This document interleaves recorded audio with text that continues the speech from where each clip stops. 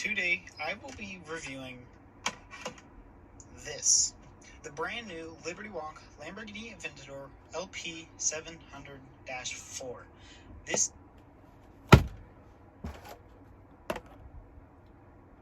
That was 10 videos ago.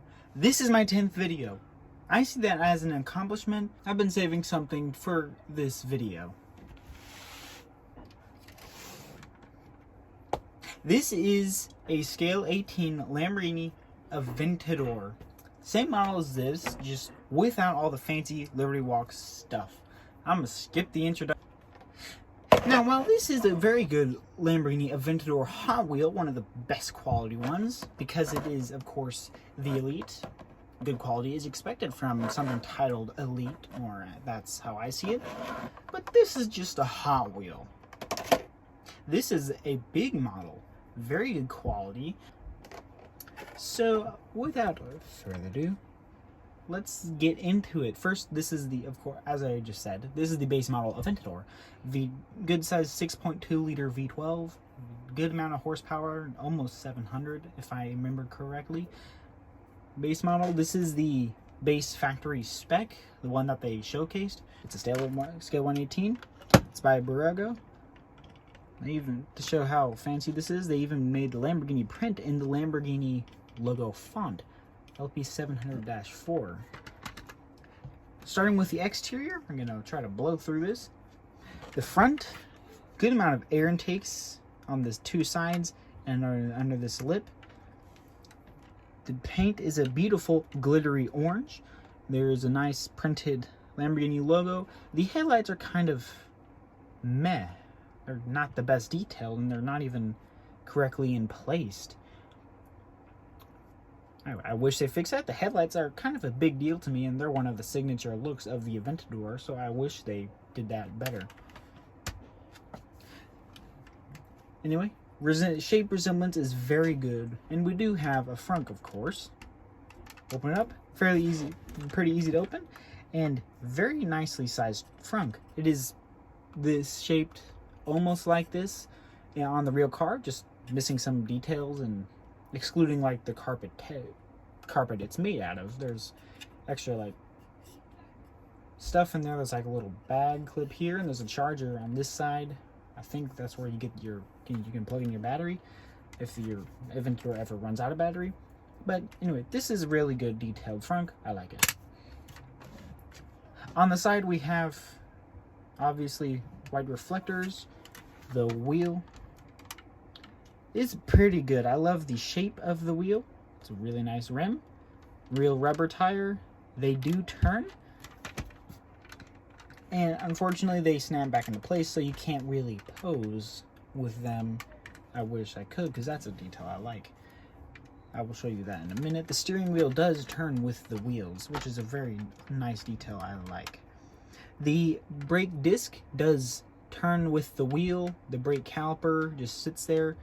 Unfortunately, it is straight this way, not a little up facing this way like on the real car is.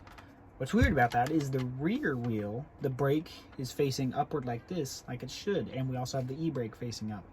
Which is weird how the back wheel brake calipers are correctly aligned, but this one isn't, but whatever. Same thing on this one. Nice rim, rubber tire. It does not turn, however, on the real car, you can opt to have four-wheel steering. This model doesn't have that, sadly, but that is okay. Brake disc moves with the wheel and not with the brake calipers, which is cool. Wider on the back than on the front. A very cool thing I love about exotic cars.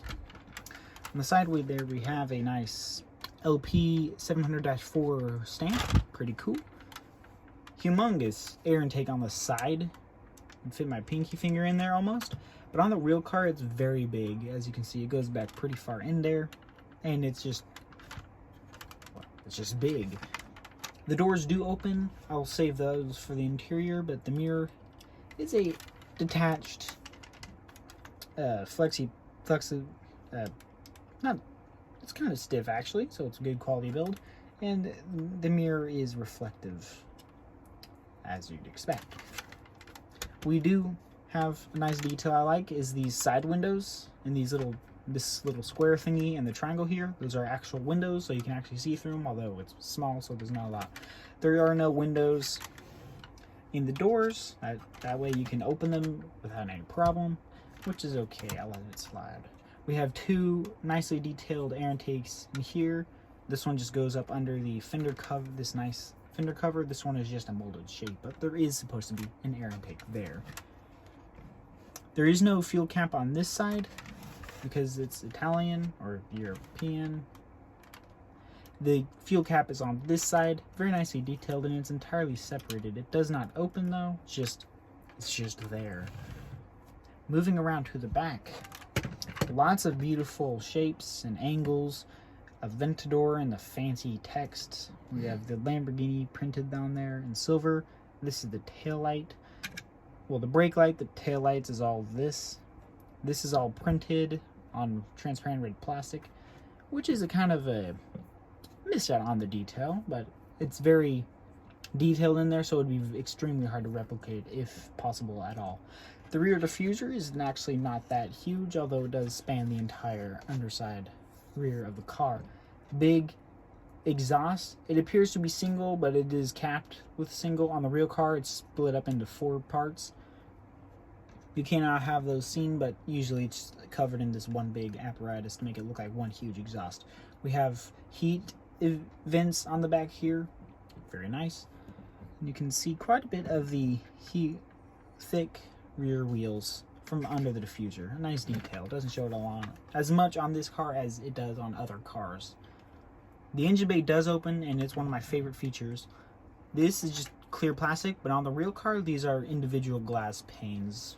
Very nervous. I imagine those would break at some point. But it's pretty simple. You just put your fingernail up under one of those and pull it straight up. And we have a glorious V12 Aventador engine. And it's very hard to see, but there's a lot of tubes and details up under all this caging and under these the X-brace and engine cover. We do have, it just looks spectacular. The engine base is one of my favorite part of these car models, so I'm glad they did a great job with this one. Unlike the previous Aventador model I showed y'all, I was kind of a disappointment. But anyway, this one has a nice, good V12 engine. Nicely detailed, nicely operating rear deck lid. Alright, moving on to the interior, I'm going to show y'all this cool stuff. My favorite, one of the signature things about the Lamborghini Aventador and a lot of other Lambos are the scissor doors. These, they just go straight up, and they're done very well. Very detailed. I love them. I did move my light down and the camera down some, but it's still going to be hard to see in there. But the scissor door makes it a little easier. Inside we have, you can't really see with the door open there, but inside we have a dual tone black with orange plastic. All that. On the real car is Alcantara and real leather. Pretty, well, as you'd expect from a luxury car, pretty exotic, luxurious materials. Sorry. Scissor door, very hard to see, but more Alcantara and orange leather and cool stuff. This big silver thing is actually the handle. You grab that to pull that down. Pretty cool. The door handle to get out is actually on the floor. You just pull it up and this little electronically pop up and you push it up. Push the scissor door up and show off with your Aventador, I guess. Can't really see much. We have the gas pedal, gas and brake pedals, and it appears to be a clutch maybe. There's a third pedal in there. I'm not sure what that is entirely. Again, it's hard to see, but there is a lot of, actually a lot of detail in there. You can see a tiny bit. We have on this center thing right here. Hang on. Right here. That is your center console and actually pretty pathetic infotainment system. It's actually quite outdated, even in the latest, newer model Aventadors. There's a lot of silver buttons and details, although I can't get it to focus or lighten there. The silver thing right here is more Lamborghini print, like on the back right here, which is cool. The silver things right there are some controls. The steering wheel, although you can't really see it. No, you can't see it. Anyway, it does turn somewhat. I'm just gonna move my light because it's not working today. There we go.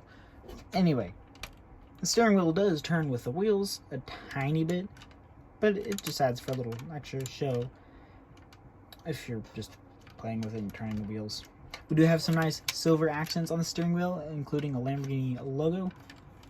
Lots of details. The infotainment, speedometer is nicely detailed. It's a sticker, of course.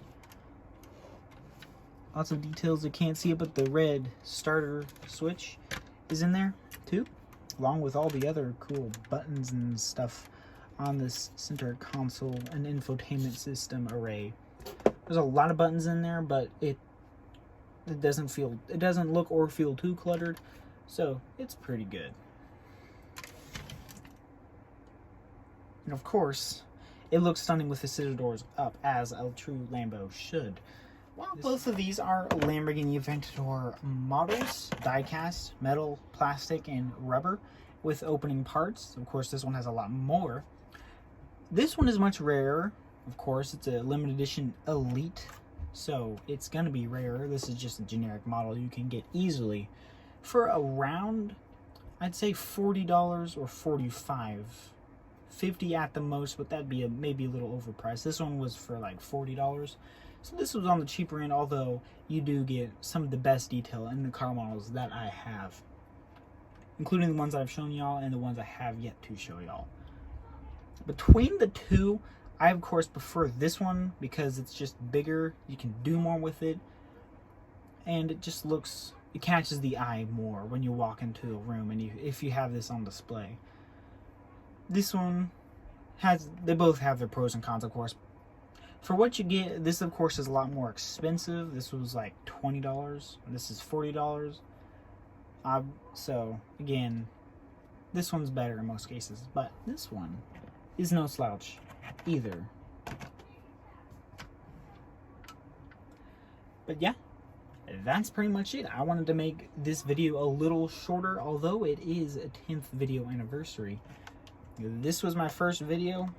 This is my 10th video. I hope you all enjoyed. Like and subscribe. Leave a comment. I shall return.